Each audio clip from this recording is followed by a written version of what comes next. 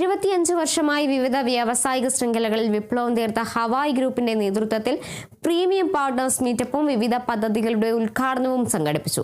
മലപ്പുറം ഇൻകലിൽ നടന്ന പരിപാടി വ്യവസായ വകുപ്പ് മന്ത്രി പി.കെ. കുഞ്ഞാലിക്കുട്ടി ഉദ്ഘാടനം ചെയ്തു. ഹവായ് ഗ്രൂപ്പ് ഡയറക്ടർമാരും 250ഓളം ബിസിനസ് പാർട്ട്നേഴ്സും മീറ്റപ്പിൽ പങ്കെടുത്തു.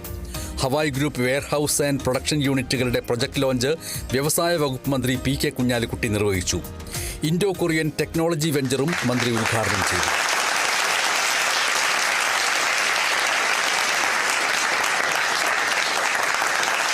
നിർമ്മാണ മേഖലയിൽ നമുക്കറിയാം പല ഇന്നോവേഷൻസും ഇതായിട്ട് വന്നുകൊണ്ടിരിക്കുന്നുണ്ട്. ലോകം മുഴുവൻ അത് പരീക്ഷിച്ചുകൊണ്ടിരിക്കുക.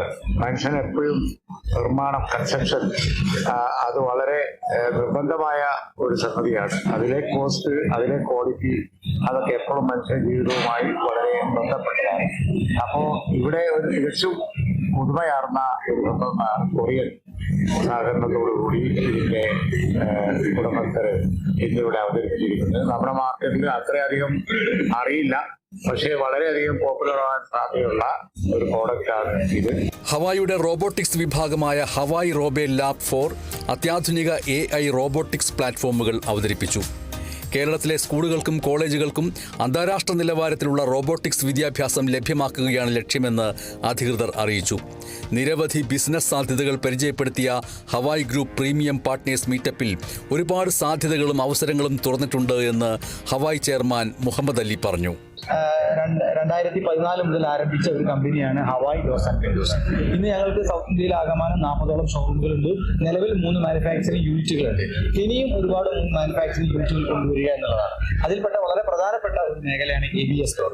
ABS ഡോർ ഈ ഇന്ത്യയിൽ വളരെ കുറവാണ്, കേരളത്തിൽ തീരെയില്ല എന്ന് തന്നെ പറയാം. അപ്പൊ ആ മേഖലയിലേക്ക് ഒരു ഇൻഡോ കൊറിയൻ വെഞ്ചറാണ് കാക്കനാട് ഏകദേശം 2.5 ലക്ഷം സ്ക്വയർ ഫീറ്റിൽ ഞങ്ങൾ ആരംഭിക്കാൻ ഉദ്ദേശിച്ചത്. Hawaii group chairman Muhammad Ali പരിപാടിയിൽ അധ്യക്ഷത വഹിച്ചു.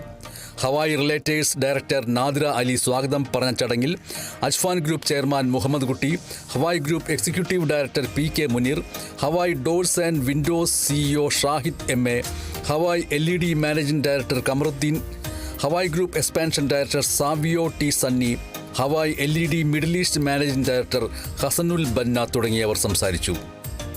Kerala vision news, Malappuram.